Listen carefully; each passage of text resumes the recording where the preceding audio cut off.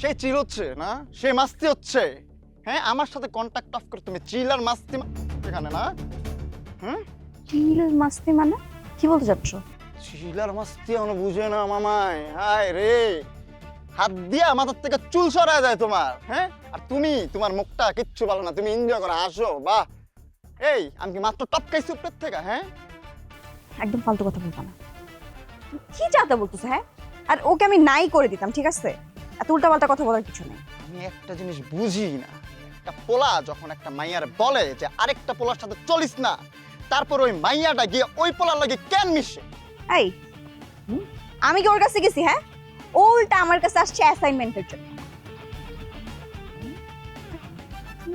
তাকায় আসছো কেন আমার দিকে? তাকামু? আমার যেমন ইচ্ছা আমি অমনে তাকামু।